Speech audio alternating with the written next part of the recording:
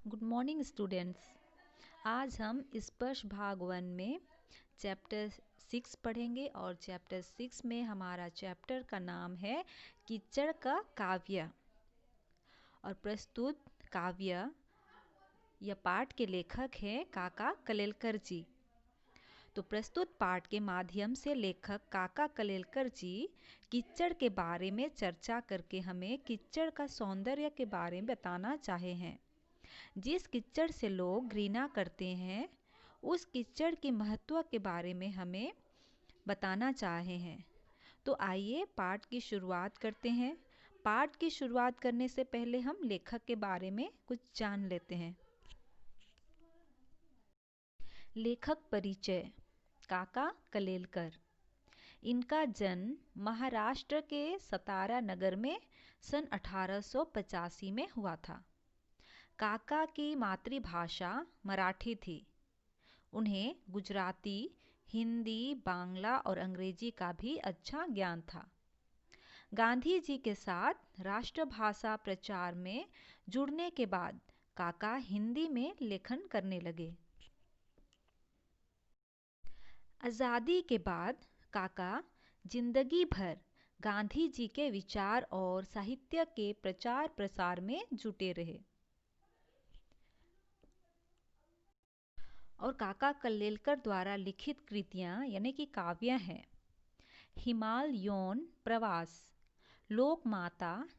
लोकमाता है यात्रा वृतांत, स्मरण यात्रा संस्मरण, धर्मोदय, आत्मचरित, जीवनौन आनंद, आवरण वर ये है निबंध संग्रह।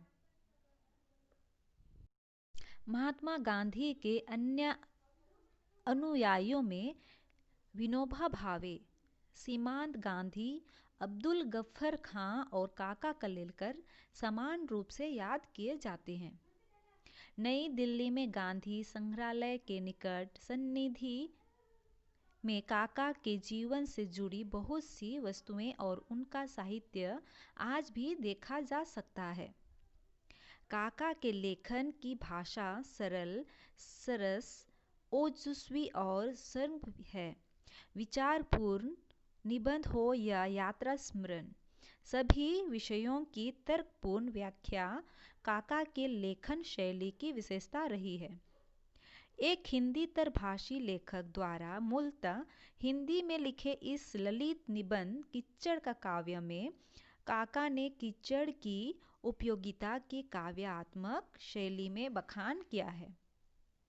काका कहते हैं कि हमें कीचड़ के गंदेपन पर नहीं अपितु उसकी मानव और पशुओं तक के जीवन में उपयोगिता पर ध्यान देना चाहिए।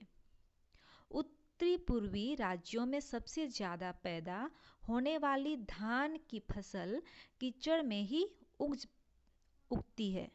कीचड़ ना होता तो क्या क्या ना होता।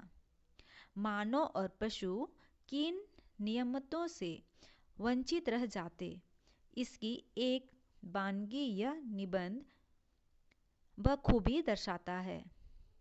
कीचड़ है नहीं श्रद्धा है, यह लेखक ही नहीं पाठक भी स्वीकार करता है। तो चलिए आइए प्रस्तुत पाठ कीचड़ का काव्य लेखक काका कलेलकर द्वारा लिखी गई है। इस पाठ की हम शुरुआत करते हैं और कीचड़ के बारे में हम जानते हैं कि प्रस्तुत पाठ के माध्यम से काका कलेलकर जी हमें कीचड़ की किन विशेषताओं का चर्चा करके हमें बताना चाहे हैं। प्रस्तुत लेख कीचड़ का काव्य में लेखक ने कीचड़ का महिमा मंडन किया है, यानी कि कीचड़ का उपयोगिता के बारे में हमें बताना चाहे हैं। उन्होंने बताया है कि कोई भी कवि या लेखक आज तक अपने कृतियों या काव्यों में या कविताओं में या निबंध में कीचड़ का वर्णन या उसके सौंदर्य का वर्णन नहीं किया है।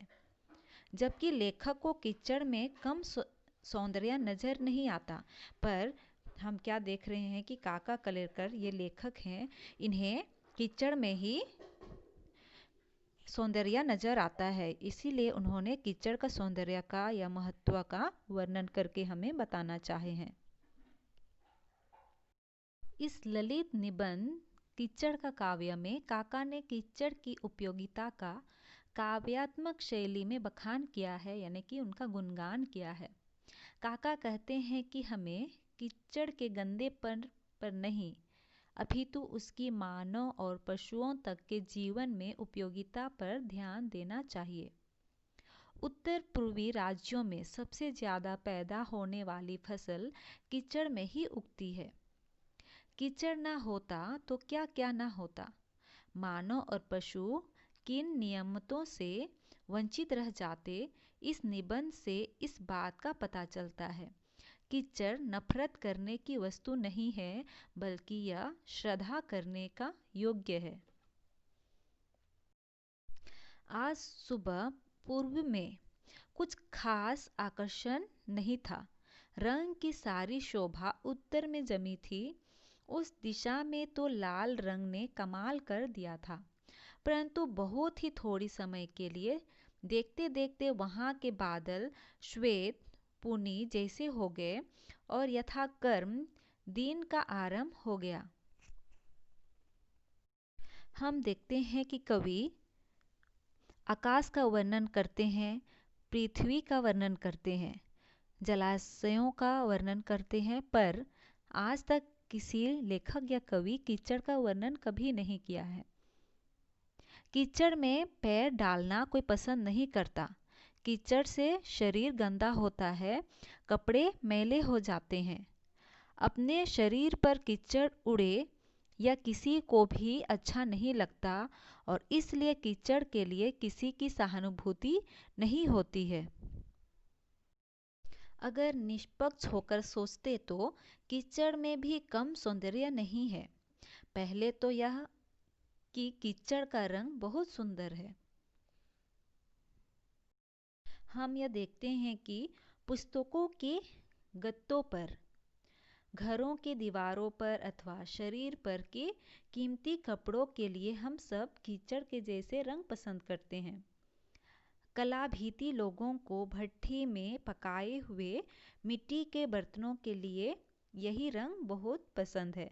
यानी कि हम पहले देखते थे कि जो लोग पहले जो भट्टी पर पकाते थे, खाना बनाते थे, उन्हें मिट्टी का बर्तन ही पसंद था। फोटो लेते समय भी यदि उसमें कीचड़ का एकाध ठिकरे का रंग आ जाए तो उसे वर्ण टोन कहकर विज्ञ लोग खुश खुश हो जाते हैं, पर लो, कीचड़ का नाम लेते ही सब बिगड़ जाता है। नदी के किनारे जब कीचड़ सूखकर उसके टुकड़े हो जाते हैं, तब वे कितने सुंदर दिखते हैं। ज़्यादा गर्मी से जब उन्हीं टुकड़ों में दरारें पड़ती है और वे टेढ़े हो जाते हैं, तब सुखाए हुए खोपरे जैसे दिख पड़ते हैं। नदी के किनारे मीलों तक जब समतल और चिकना कीचड़ एक साथ फैला हुआ होता है, तब वह दृश्य कुछ कम खूबसूरत नहीं होता। इस कीचड़ का पृष्ठभाग कुछ सूख जाने पर उस पर बगुले और अन्य छोटे बड़े पक्षी चलते हैं, तब 3 नाखून आगे और अंगूठा पीछे, ऐसे उन्हें पश्चिम मध्य एशिया के रास्ते की तरह दूर दूर तक अंकित देख इसी रास्ते अपना कारवां ले जाने की इच्छा हमें होती है। फिर जब कीचड़ ज़्यादा सूखकर जमीन ठोस हो जाए, तब गाय, बैल, पांडे, भैंस, भेड़, बकरे इत्यादि के पदचिन्ह उस पर अंकित होते हैं। उसकी शोभा और ही है। फिर जब 2 मदमस्त पांडे और सींगों के कीचड़ को रौंदकर आपस में लड़ते हैं, तो उनके पैरों और सींगों के निशान से महर्षकुल के भारतीय युद्ध का इतिहास ही लिखा हुआ जान पड़ता है। कीचड़ देखना हो तो गंगा के किनारे या सिंधु के किनारे, और इतने से तृप्त ना हो तो सीधे खम्बत पहुंचना चाहिए। वहाँ मही नदी के मुख से आगे जहाँ तक नज़र पहुँचे वहाँ तक सर्वत्र सनातन कीचड़ ही देखने को मिलेगा। इस कीचड़ में हाथी डूब जाएंगे ऐसा कहना ना शोभा दे, ऐसी अलौकिक करने जैसा है। पहाड़ के पहाड़ उसमें लुप्त हो जाएंगे ऐसा कहना चाहिए। हमारा अन्न कीचड़ से ही पैदा होता है। यह बात अगर सब समझ सकते हैं तो कभी कोई कीचड़ का तिरस्कार ना करता। पंख शब्द घृणास्पद लगता है, जबकि पंकज शब्द सुनते ही कवि लोग डोलने और गाने लगते हैं। मल बिल्कुल मलिन माना जाता है, किंतु कमल शब्द सुनते ही मन प्रसन्न हो जाता है। कवियों की ऐसी युक्त शून्य वृत्ति उनके सामने हम रखें तो वे कहेंगे कि आप वासुदेव की पूजा करते हैं, इसलिए वासुदेव को तो नहीं पूजते, हीरे का भारी मूल्य देते हैं, किंतु कोयले या पत्थर का नहीं देते, और मोती को कंठ में बांध कर फिरते हैं, किंतु उसकी मातुश्री को गले में नहीं बांधते। कम से कम इस विषय पर कवियों के साथ तो चर्चा न करना ही उत्तम है।